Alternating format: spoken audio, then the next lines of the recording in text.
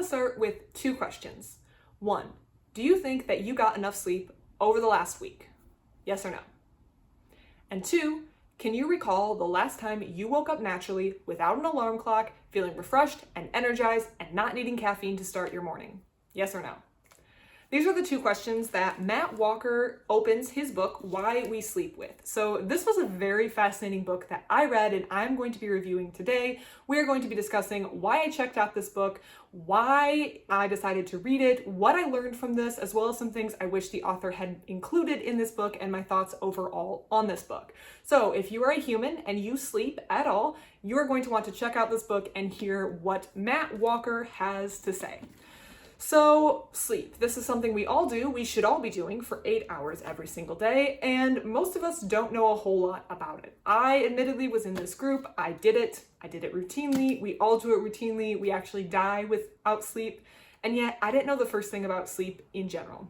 It's this time where we're laying down, we're unconscious, we might hallucinate a little bit in some dreams, but otherwise it's something that's mysterious to most of us, and a lot of us, Matt Walker asserts, don't realize how serious sleep is for our health. I actually heard Matt Walker for the first time talking on a podcast that I was listening to while I was at work, and I was taken by the way that he explained things very well to a non-scientific audience, and also how passionate he was explaining sleep and the importance of sleep. And I learned that he had a book and I just had to get it, so I decided to get it from my library and give it a read.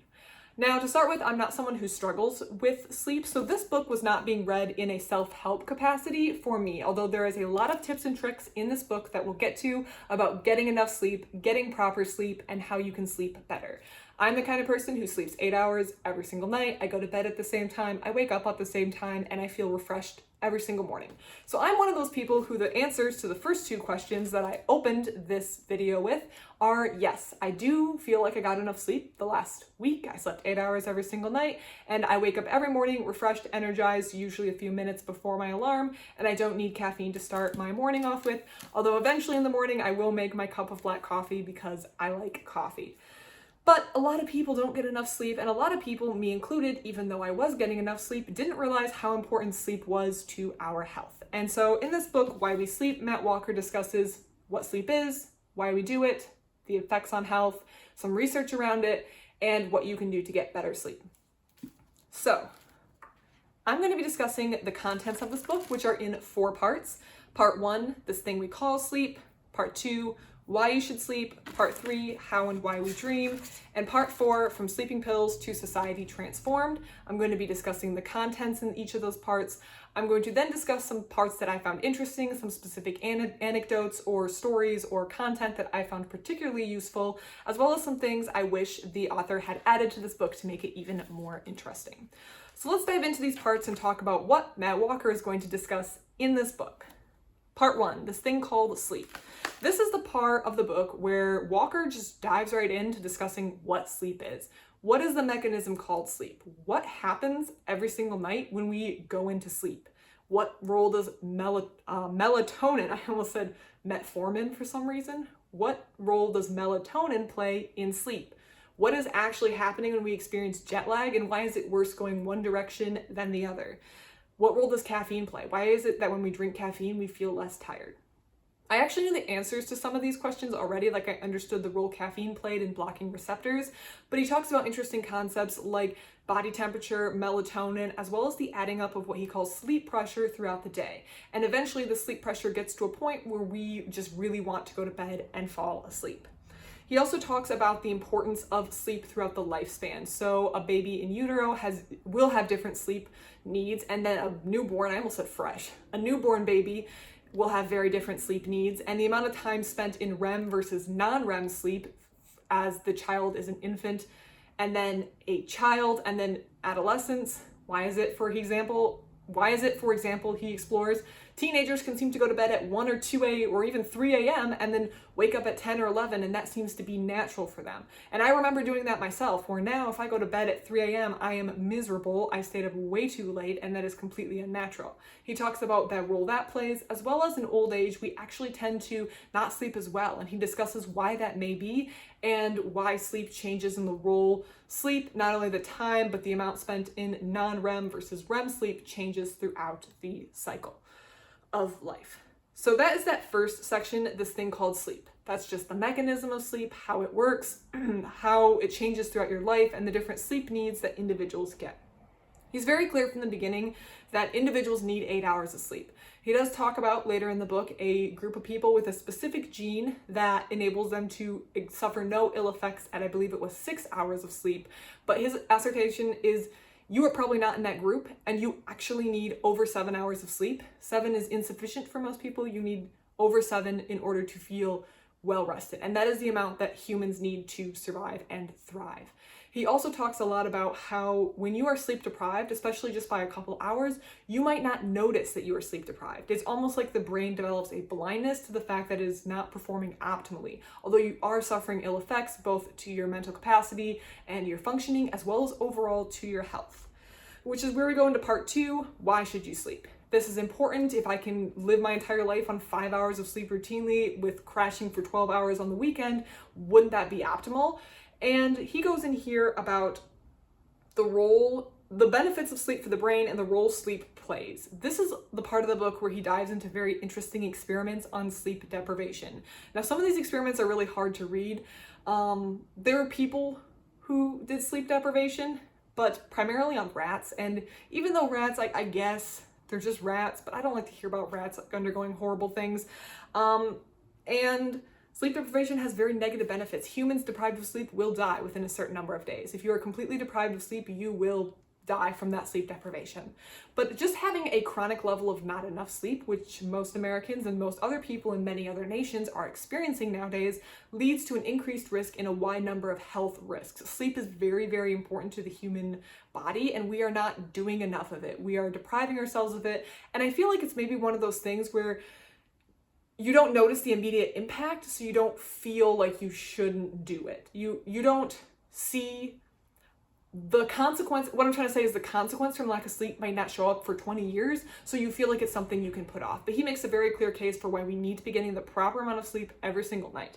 But he's very aware that sleep doesn't come easily to everyone, and in the 4th section he does talk about things that he believes are interfering in our society to lead to this lack of sleep. Part 3, which is interesting, but for me the least interesting section, is about how and why we dream. So REM sleep is the time of sleep in which we are active in dreaming, although there are some slight things that occur in the non-REM section. And he talks about the history of dreams, particularly focusing on the history that grew up around Freud and his thoughts, but also the real scientific facts on dreaming, why we do it, what we're processing it in that. And there was a lot of interesting research that did come out of that, more than I expected. I was not really expecting a whole lot out of this section. It's probably the part of the book that I found least interesting, but it was interesting enough for me to read. And he talks about how crazy it would seem if this happened in our daytime, where if we experience all these things, seeing things that weren't there, imagining things that weren't real when we were awake, it would be seen as psychosis. But when we're sleeping, that is seen as normal, and it seems to have a biologically imperative process. He talks about the effect of alcohol. That's something he routinely discusses in this book, the role that alcohol plays in damaging our sleep. And he talks about people who drink and abuse alcohol heavily, who are alcoholics, suppress their REM sleep to the point where the REM sleep pressure just builds and it explodes when they're conscious to have psychosis during their waking hours, because REM has not processed that when they are asleep, which was really, really fascinating and scary, it sounds like. But part 4 is probably the part of the book that's going to be most applicable if you're reading this also with a self-help perspective. So I already mentioned that some people don't seem to struggle with sleep, don't worry too much about sleep. And I read this book with the science bent. I just wanted to read the science and the interesting research around it. I wasn't really looking to improve my sleep, although I'm sure there are things I can do to improve my sleep as well. But a lot of people aren't getting those 8 hours, and it's not always their fault. And I think that's where Matt Walker really takes a look at societal things that we have that are damaging to our health. For example, getting out of rhythm with your natural circadian rhythm. So doing night shift work is damaging to your health. This is something I already knew. And they talk about in certain countries, women in particular are being given compensation for having to work government-sponsored night shifts, although there seems to be a lot of pushback about that. And I'm not sure he entirely mentioned why women in particular were getting compensation. I think it may have had something to do with fertility or health like that, when it also damages men's circadian rhythm as well and does not bode well for them either. But night shifts, clocking in and clocking out at certain times, requiring an alarm clock to jolt you from work, being forced to work late into the evening in a lot of these salaried positions, working late, not sleeping enough, wearing it as a badge of honor to be exhausted from having worked late into the evening the night before, being in these harsh fluorescent light settings, and then when you go to the hospital with an issue, you're deprived your natural sleep because the ICU setting is not conducive to sleep. Neo or preterm infants are not getting appropriate sleep because they're in these intensive like NICU units, NICU, the baby ICU units that don't give sleep. And then how our lack of sleep as a society, particularly when you add in things like artificial lighting that's around the clock, that's really messing with our circadian rhythm, and being able to just jump on a flight and then be 3 time zones, 4 time zones, 6 time zones away in a couple hours, and the pervading effects of technology and blue light like cell phone screens and TVs, it makes sense that we are not sleeping as much as we should, and we have trouble falling asleep. We're kind of hijacking our body's natural cycle that is designed to give us the proper amount of sleep. Then when we want to sleep and we can't, we turn to things like sleeping pills, which really aren't a true natural sleep effect, but instead are a sedating effect. And he compares sleeping pills with alcohol, where people who take nightcaps think they're sleeping better, but they're actually sleeping worse, and they don't realize it. They're actually harming their ability to sleep naturally. Same with sleeping pills, where you experience an insomnia rebound when you go off them because they're damaging to your ability to get natural sleep. But we crave them because we aren't getting enough sleep because of all these other factors that may be entirely out of our control in our environment. He also takes real issue with adolescence and the start of school times. My school growing up started at 8:10 in the morning, and I remember thinking that was horribly early.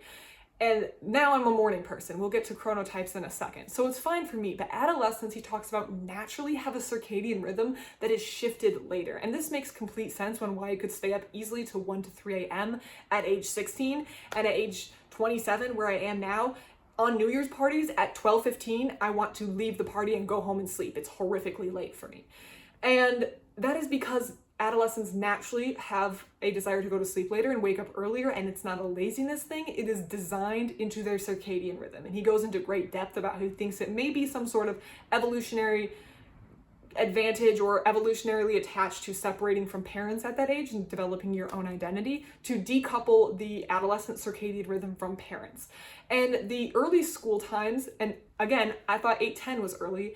Some schools start at as early as 7:20, which to me is insane. You're expecting, I say you here, school systems are expecting students to be on their, adolescents in particular, to be on their best academic behavior and put out their best academic performance at a time where their circadian rhythm desperately wants them to be asleep. And by waking up early, they're cutting off the REM sleep, which occurs late in the cycle, leading to an increase in negative effects, increase or decrease in creativity, and problems all around the board. They talked about a specific township in the state of Minnesota here in the United States, which pushed school start time to, I think it was 9 a.m. maybe, and they saw a 212-point increase on the SAT, which is a national standardized test to get into colleges, and that is a massive, massive impact and difference. So he really advocates for arranging our school schedule around an adolescent's natural circadian rhythm, even just pushing start times up an hour and out an hour. He also talks about the benefits that would lead to reduces in teen car crashes and that dangerous period between 3 and 6 when kids are out of school but parents might not be out of work, which is when a lot of unsupervised negative adolescent activity occurs. So he really sees, the author here, sees how society isn't really conducive to a good sleep environment in the way that maybe it should be. And he really talks about some of the changes he would make in order to promote sleep in society because of how important it is. He also, at the very end, in an appendix, has 12 tips for healthy sleep, where he summarizes some things you can do if you're not getting enough sleep. And these include things like sticking to a sleep schedule and not having phones and devices in your bed until late at night. And he talks about things that you can do and you can take control of right now in order to have better sleep, which after reading this book, you will be very, very, very impressed upon to have good sleep. Now I want to talk about some things I found interesting in this book. Honestly, I found everything in this book interesting, fascinating. It was wonderful. It had already paired with a lot of the stuff I had heard him talk about in the podcast I listened to, so some of this was quite familiar, but it was still really good to get this in a book form. There were some interesting things that I had heard both from the podcast and from this book that I thought were of note. The first was natural chronotype. I think this is something that most of us already know. We have natural morning people and natural night owls. So the morning person, the morning type, and the night owls. And he talks about, and I believe rightly so, how night owls are kind of unfairly discriminated against in today's society. They're seen as lazy when you actually have a natural preference for waking up earlier or waking up later. I am a natural morning person, and this was something I did not think I was going to say when I was a teen, because I had that natural desire to go to bed much later and wake up much later when I was 18. But now that I'm an adult and around age 20, about the age that he mentions in this book, I noticed that I just desired, and I naturally, having taken a job that started early in the morning in college, I had to start going to bed earlier and getting up earlier, and I noticed I really liked it. I am a natural morning person. I feel best when I wake up around 5 a.m. and I'm in bed, I'm tapped out for today's activities by 9 p.m. at night. I don't really like staying up much later than that. And that gives me, though, an advantage in society that prizes people who are morning people. We always see people's productive morning routine videos on YouTube, and I'm waking up at 4:30, 5 a.m. And if that's your natural chronotype, that is fantastic. He actually thinks about 40% of the population is a natural morning type. Now, whether or not they're obeying their natural chronotype or if they're staying up way too late and abusing their body by not getting enough sleep is a different question. But about 40% of people are natural morning type. He then goes on to say the rest either fall into a mid-range activity where they are best in between morning and night, and the night owls who do really well in the evening. And you naturally kind of feel this, and most people kind of have an idea on when they do their best. I know my best peak activity is between 5 a.m. and 11. Between 5 a.m. and 11 a.m., I can get up, I can exercise, I have so much energy, I have so much I can do, I can go work out, I can go solve creative problems at work, I can do so much. But by 3, 4, 5 p.m., I'm not tired necessarily, my sleep pressure hasn't built up, but I find that it's really hard for me to solve problems at work. If I have to solve a problem at 3:30, 4 in the afternoon, I'm not feeling my best. And if I just let it sit until the next morning at 8 a.m., I know the answer, and I can solve it in 3 different ways. And I think, why couldn't I think of that yesterday? By the evening, I don't really have a lot of desire to work out. I'll do fun activities, like I love going to the park, shooting basketball, playing in a rec league, playing tennis, but the desire to kind of the willpower desire and the high energy has kind of left me, and I just want to do fun, hang out, chill things until evening when I start to naturally get tired around 8 p.m. and I really want to be in bed by 9. And that is a schedule that I benefit from naturally working in the corporate world. Does the corporate world really prioritize people who maybe aren't really ready to get going with their day until 10 or 11 a.m., but then do their best work at 7 p.m. at night, but 7 p.m. is already the kids' soccer game, so they can't be working, or they have to skip the family event? You start to see how your natural chronotype can really determine maybe how well you do in society when it's no indicator of how well you could actually do. And he being the author, talks about maybe creating corporate culture that's more flexible. Maybe there's a core group of hours, maybe between 12 and 3, where everyone needs to be in the office. But if you're a morning person, you can get started at 6 or 7, and that can be the very end of your day. You can clock out at 3 and be done. You've kind of used your best hours. I don't mind starting at 8 because I like to save some of those best hours for myself, for my own projects that I'm working on. I'm not giving those all to a company. Hopefully no one from my job finds this video. Then, on the other hand, you could have night owls who want to clock in at 11 a.m. and then they can start their day with their best hours. They don't have to drag through horrible morning meetings that don't suit their chronotype, and they can work late into the evening, taking advantage of their natural energy and the natural motivation that they have in that later type for their chronotype. I felt like the chronotype section is so interesting, and it really opens my eyes because I feel like people reward the early morning. If you say my productive morning routine is starting at 9 a.m., I feel like there's going to be a little bit of judgment for that, if I'm being honest, and there might not be if you're a natural night owl. I could not sleep in until 9 a.m., but that's not because I'm less lazy than these people. These people could accomplish fantastic things and have a highly productive after work schedule than me. Highly more productive after work schedule, that is. I'm not productive after work. I don't want to do anything that's shrieks, smells of productivity after my working hours. So the natural chronotype, interesting. I've gone on too much of a rant. The adolescence and sleep, I've already talked about that. That makes total sense. And I really noticed my shift in sleep schedule personally. And I'm sure every single person out there can relate. Yep, I could stay up till 4 a.m. when I was 14. And now that I'm 34, I need to be in bed by 10. Most of us can relate to that. Another interesting section was the role that REM sleep plays in PTSD. This was a fascinating section. He talks about how REM and the ability to process memories and maybe the lack of processing memories leads to the increase in things like nightmares and PTSD. A fascinating section if you know anyone or just have any interest in PTSD and some things we can do to treat it. The author talks about a drug that's being used that promotes REM sleep that seems to have positive effects on people suffering from PTSD. A fascinating section. Finally, two interesting things that I want to mention that were just crazy, not really like scientifically interesting, but just weird, and I wanted to share. The first is they were talking about, they being the author and some other scientists and studies, discuss how sleep is found in every life form.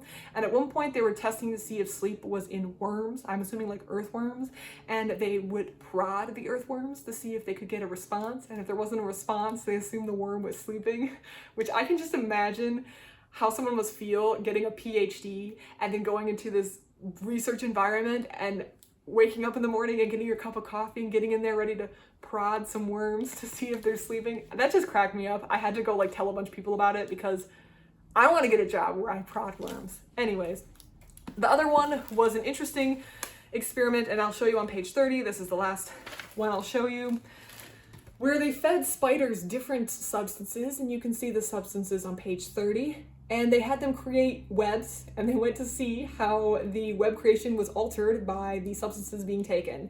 And you can see caffeine kind of had an interesting effect. I love my morning cup of coffee. I'm going to continue to drink it, but this was just a really interesting experiment, and I really wanted to know who decided that maybe we could feed some interesting drugs to spiders and see what their webs were like. It really ingenious. It was NASA. It was NASA who did this, so they must have had some budget to burn. Yeah. Page 30 if you have this book. Overall, this was a fantastic book. I mean, this was a 4.5, 5-star read. I loved it. And I think anyone can take things from this book to help them improve their sleep. I think it reinforced the importance of sleep for me and reinforced my belief that I need to be sleeping for 8 hours. And I think many, many people need to read this and understand the importance of sleep in their life. And it really helped explain to me and tell me about what is actually happening during sleep and the benefits I'm gaining from it.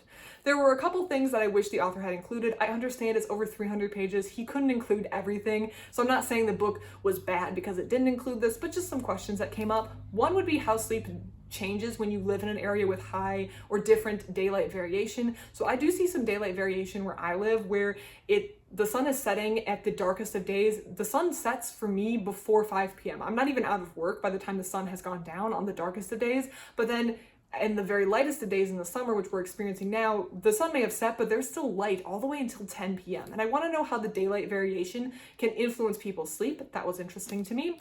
And finally, I feel like when he went through the whole lifespan, I would have loved to hear more, like a whole dedicated chapter to sleep in old age. That seems to be very interesting, and I would love to read more about that and how people who are older can maybe do different things to prevent or improve their sleep as they age. But overall, this was a fantastic book. I highly recommend. If anything I've said during this review sounds interesting, give this a read. Why We Sleep, Unlocking the Power of Sleep and Dreams by Matthew Walker. Highly, highly, highly recommend. A brand new favorite book, and I will be recommending this to the point where my friends are probably going to be sick of hearing of this book in a couple weeks, because I had a great time reading this. I learned a lot, and I'm going to be incorporating some things I read from this book. And definitely check out anything that Matt Walker has been in like podcasts online. If you want to hear him talk, I feel like he's a very entertaining talking pattern and style, and I'm sure he did a lot of speaking engagements for his book that came out, because that's what authors do.